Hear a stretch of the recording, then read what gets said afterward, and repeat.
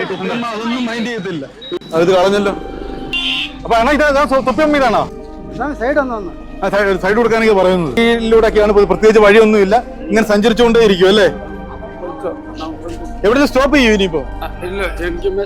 എല്ലാ കണ്ണുകളിലും ഒരു ആകാംക്ഷ. ആൾക്കൂട്ടം പല വഴിക്ക് നോക്കുന്നു. ഏത് വഴിക്കാ വരുന്നതെന്ന് അറിയില്ലല്ലോ. ഇന്നലെ വന്ന വഴിയിലല്ല ഇന്ന് വരുന്നത്. സമയം ഇഴഞ്ഞു നീങ്ങി. ആൾക്കൂട്ടത്തിന് ഒരു ചലനം, ഒരു ആർപ്പുവിളി. തൊപ്പിയമ്മ എത്തിയേ! തിരുവണ്ണാമലയിലെ ദൈവം വന്താച്ച്. ആൾക്കൂട്ടം ആ വികൃത വേഷധാരിയുടെ പുറകെ പാഞ്ഞു.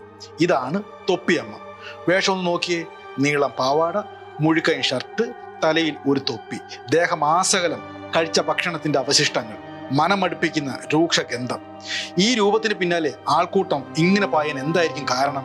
ചിലർ കുമ്പിട്ട് നമസ്കരിക്കുന്നു, മറ്റു ചിലർ കമിഴ്ന്നു കിടന്ന് തൊഴുതുന്നു. തൊപ്പിയമ്മ കഴിച്ചതിന്റെ ബാക്കി കഴിക്കാൻ മത്സരിക്കുന്ന മറ്റൊരു കൂട്ടർ. ആകെ ബഹളം തന്നെ.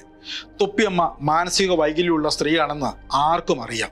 പക്ഷേ ഇവർക്ക് ഈ സ്ത്രീ അവധൂതയാണ്. തൊപ്പിയമ്മയ്ക്ക് എവിടെയും കയറിച്ചെല്ലാം, എന്തും കഴിക്കാം, എത്ര വേണേലും കഴിക്കാം. തൊപ്പിയമ്മയെ നിർബന്ധിച്ച് കഴിപ്പിക്കുന്ന കച്ചവടക്കാരും ധാരാളമുണ്ട്. യഥാർത്ഥത്തിൽ തൊപ്പിയമ്മ അവധൂതയാണോ അതോ മാനസിക വൈകല്യമുള്ള ഒരു സ്ത്രീയാണോ? ഒരു കാര്യം പറയാം, തൊപ്പിയമ്മയെ ദൈവമാക്കാൻ മത്സരിക്കുന്ന ഒരു സമൂഹം ഇവിടെയുണ്ട്. അവർക്ക് തൊപ്പിയമ്മയെ കൊണ്ട് ലാഭമുണ്ടാക്കണം. ഇതൊന്നും മാനസിക വൈകല്യമുള്ള ആ സ്ത്രീ അറിയുന്നതേയില്ല.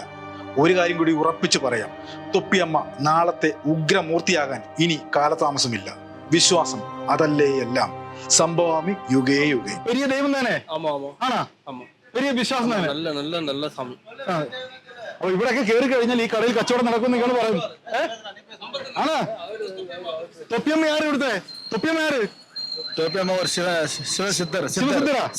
பெரிய கழிவு பெரிய கழிவு எல்லாம் நினைச்சதெல்லாம் நடக்கும். எல்லாம் நினைச்சதெல்லாம் நடக்கும். எல்லாம் பாகுண்டவர் எல்லாம் செஞ்சு. பெரிய விஷயம். நான் அந்த மொழியில அந்த அம்மாவை பார்த்துட்டேன். நான் பின்னாடி எனக்கு முன்னாடி போறாங்க. நான் அப்ப நினைச்சு வேண்டிட்டேன், அந்த அம்மா எனக்கு காட்சி கொடுக்குன்னு. நான் திரும்பி வந்து அங்க திரும்பி எனக்கு காட்சி கொடுத்துட்டேன். ஓ அப்படியா? அது இப்பவே முடிஞ்சு போச்சு. நினைச்சது நடக்குது. நினைச்சது நடக்கும். நடக்குது. இன்னைக்கு நம்ம நினைக்கிறோம், இத இவங்களை பார்க்கணும்னா கண்டிப்பா பார்க்கறோம். எல்லாம் இன்னத்த காரியம் எல்லாம் நடக்கும். நினைச்சது எல்லாம் நடக்கும். கண்டிப்பா. തൊപ്പിയമ്മ പെരിയ വിശ്വാസം. ഒരുപാട് സമയമായിട്ട് ഇങ്ങനെ വെയിറ്റ് ചെയ്യാറുണ്ട്. ആൾക്കാർക്ക് ഓടുന്നുണ്ടോ? തൊപ്പിയമ്മയുടെ പുറകെ ഇങ്ങനെ ഓടുകയാണ്. ആൾക്കാര് ശരിക്കും പറഞ്ഞ പ്രാന്ത് പിടിച്ച് ഇടയ്ക്കാണ് പോകുന്നത്.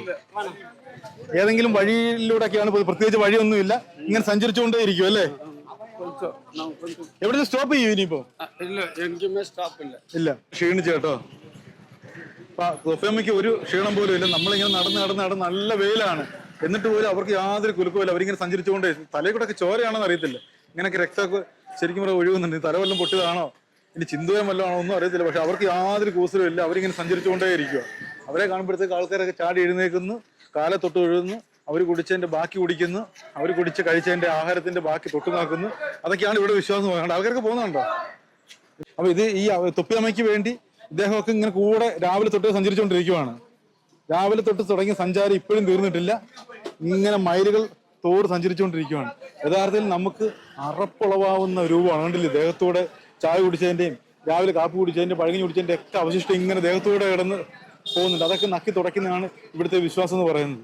അത് ഭയങ്കര എന്താ പറയുന്നത്, ഒരു വലിയ വിശ്വാസമായിട്ടാണ് ഈ തിരുവണ്ണാമല ഗ്രാമത്തിലെ ആൾക്കാർ ഇങ്ങനെ കൊണ്ടു കിടക്കുന്നത്. അതിനുവേണ്ടി പരിചാരകര്, അതിനുവേണ്ടി പ്രത്യേക ആൾക്കാരൊക്കെ ഇങ്ങനെ ഉണ്ട്. കണ്ടോ? ഇത് പോകുന്നുണ്ട്. അവരുടെ ശരിക്കും പറഞ്ഞ ലുക്ക് തന്നെ നമുക്കൊരു പേടിപ്പെടുത്തുന്ന, അല്ലെങ്കിൽ നമുക്ക് അരോചകമായിട്ടുള്ള ലുക്കാണ്. പക്ഷെ ഇവർക്കത് വലിയൊരു വിശ്വാസമായിട്ടാണ് ഇങ്ങനെ കൊണ്ട് കിടക്കുന്നത്. അപ്പൊ അങ്ങനെ മോഹൻലാലിന്റെ കൂട്ടർ നിപ്പ് കണ്ടോ? എന്തായിടോ നന്നാവാത്ത ശേഖര എന്നുള്ള നിപ്പാണ്. ഏതോ കടയിലേക്കുള്ള നോട്ടമാണ്. രൂക്ഷമായിട്ട് നോക്കുകയാണ്. തൊപ്പിയമ്മയുടെ ആ രൂക്ഷ ഭാവം കണ്ടോ? നമ്മുടെ തൊപ്പിയമ്മയുടെ റെസ്റ്റ് ചെയ്യുന്ന സമയമാണ്.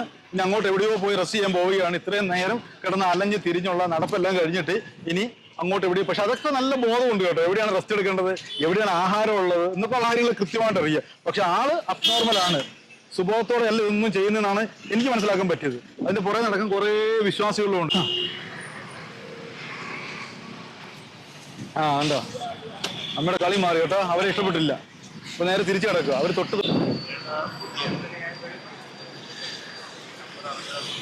അപ്പൊ ഒരു കടയിലേക്ക് പോവുകയാണ്. എങ്ങോട്ടാണെന്ന് എനിക്ക് അറിയത്തില്ല. ഇനി ഈ കടയിൽ ചെന്നിട്ട് എന്ത് കാണിച്ചു കൂട്ടാനെന്ന് അറിയത്തില്ല. അപ്പൊ റെസ്റ്റാണ്. അതിങ്ങനെ എല്ലാ കടയിലും ഏത് സമയത്തും കടന്നു ചെന്ന് ആഹാരം കഴിക്കാനുള്ള അധികാരമുണ്ട് അമ്മയ്ക്ക്. തൊപ്പിയമ്മ എന്നും വരും ഇവിടെ.